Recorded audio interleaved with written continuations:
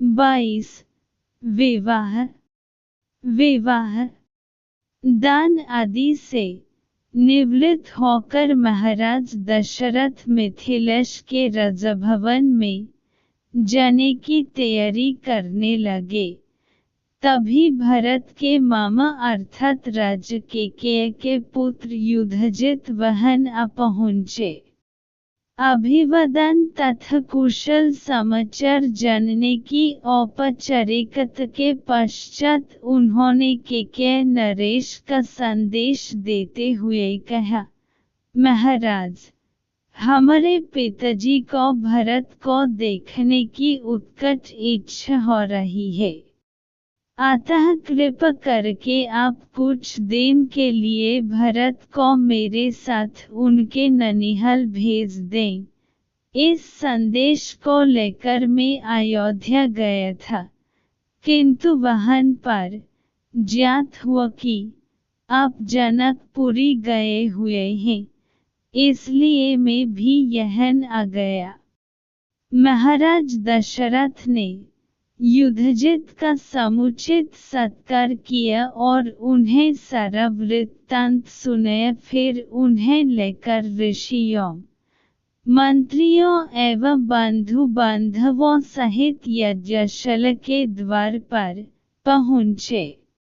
थोड़ी देर बाद नाना प्रकार के आभूषणों को धारण किए हुए रामचंद्र अपने भाइयों भरत, लक्ष्मण और शत्रुघ्न के साथ उनके पास आकर खड़े हो गए। गुरु वशिष्ठ ने जनक के पास जाकर कहा, हे विदेहराज, महाराज दशरथ अपने पुत्रों के साथ अंदर आने की अनुमति चाहते हैं। इस पर महाराज जनक बोले, हे महर्षि, इस प्रकार अनुमति मांग कर वे मुझे क्यों लज्जित कर रहे हैं? वे अयोध्या के ही नहीं मिथिलपुरी के भी स्वामी हैं, और मैं तो उनका अकिंचन दास हूँ।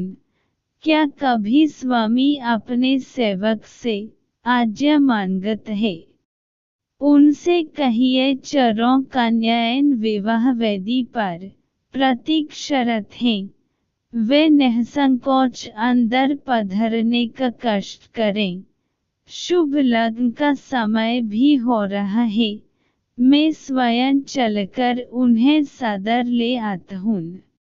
इतना कहकर वे महाराज दशरथ के पास पहुँचे और उन सबको यज्ञस्थल में ले आए। सबको यथोचित आसन देकर जनक ने उनकी पूजा की। फिर वशिष्ठ जी से बोले, हे ब्रह्मर्षि, आप इन ऋषि मुनियों के साथ विवाह कार्य संपन्न कराइए। आपसे अधिक योग्य पुरोहित और कौन हो सकता है? गुरु वशिष्ठ, महर्षि विश्वामित्र और मिथिला के राजपुरोहित शतनंद विवाह कार्य संपन्न करने लगे। सबसे पहले वैदिक विधि के अनुसार विवाह के लिए वेदी का निर्माण कराया गया। फिर अनेक प्रकार के सुगंधयुक्त फूलों से उसे सजाया गया। कुछ दूरी पर चरों और गमले सजाए गए जिनमें चित्त को प्रसन्न करने वाली सुगंधित रंग बिरंगे फूल लगे हुए थे। वेदी के निकट कई स्थानों पर स्वर्ण पात्रों में धूप, केसर, नैवेद्य, अक्षत, घी, दही, शहद आदि सामग्री रखी हुई थी। यज्ञ संपन्न करने वाले महानुभावों के लिए कुश के आसन बिछ दिए गए। गुरु वशिष्ठ एवं अन्य महर्षियों ने वेद मंत्रों का उच्चारण करते हुए हवन कुंड में अग्नि प्रज्वलित की। फिर वशिष्ठ जी के आदेश पर राजप्रसाद की महिलाओं ने जनक कुमारी सीता को लाकर याज्ञवेदी के निकट खड़ा कर दिया। उस समय सीता जी का मुखमंडल प्रातःकालीन बाल रवि की भांति अनुपम सौंदर्य से दैदीप्यमान हो रहा था। नाक से शेख तक वे बहुमूल्य रत्नजटित आभूषणों से सजी हुई थी। संक्षेप में कहा जाए तो उस समय सीता की छवि को देखकर करोड़ रतियों का संयुक्त रूप भी नगण्य प्रतीत होता था। सीता इन सब बातों से अनजान दृष्टि झुकाए एकटक पृथ्वी को निहार रही थी। महाराज जनक अपनी लाडली पुत्री सीता को श्री रामचंद्र के निकट खड़ा करके विनीत स्वर में बोले, हे रघुकुल तिलक रामचंद्र, मैं अपनी पुत्री सीता का हाथ आपके सशक्त हाथों में सौंपते हुए यह कामना करता हूँ कि मेरी पुत्री आपकी अर्धांगिनी होकर सदैव छाया की भांति आपका अनुसरण करती रहे। आता है कौशल्य कुमार, इसे आप अपनी पत्नी के रूप में स्वीकार कीजिए। आज से यह आपके सुख दुख की संगिनी हुई। यह कहकर राजा जनक ने अंजलि में संकल्प के लिए लिया हुआ जल वेद मंत्रों से पवित्र करके हृदय की संपूर्ण भावनाओं के साथ छोड़ दिया।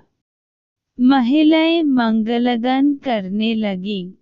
मृदंग, दुंदुभी तथा नाना प्रकार के वाद्य यंत्रों का सुमधुर स्वर चारों ओर गूंजकर इस हर्षपूर्ण घटना की सूचना देने लगा।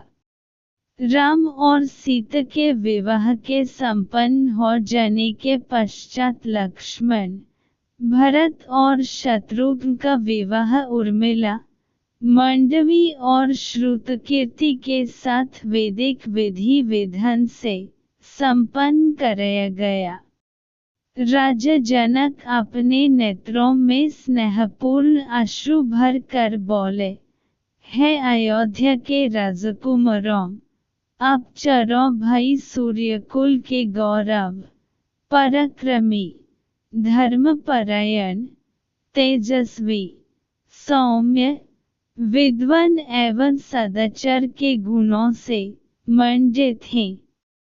जनकपुरी के इस राजकुल की हार्दिक कामना है कि उसकी ये चारों कन्याएं गुण, कर्म, स्वभाव से आपके अनुकूल बनकर सब प्रकार से आपकी सुयोग्य अर्धांगिनियां सिद्ध हों।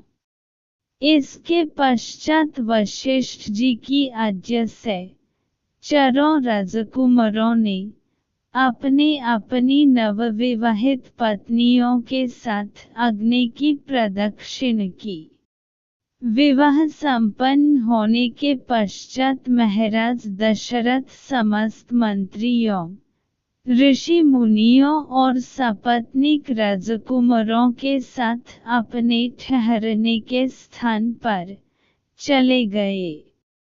जनकपुरी में रात्रि विश्राम करके प्रातःकाल मुनि विश्वामित्र विदा लेकर उत्तराखंड की ओर चले गए।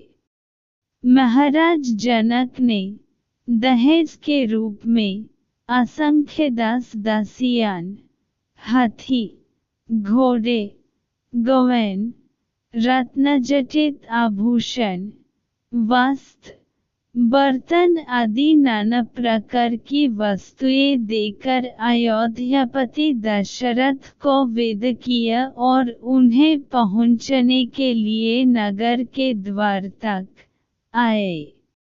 वे हाथ जोड़कर बड़ी नम्रता के साथ बोले, हे राजन, मुझे सब प्रकार से अपना दास समझकर मुझ पर कृपा बनाए रखिए।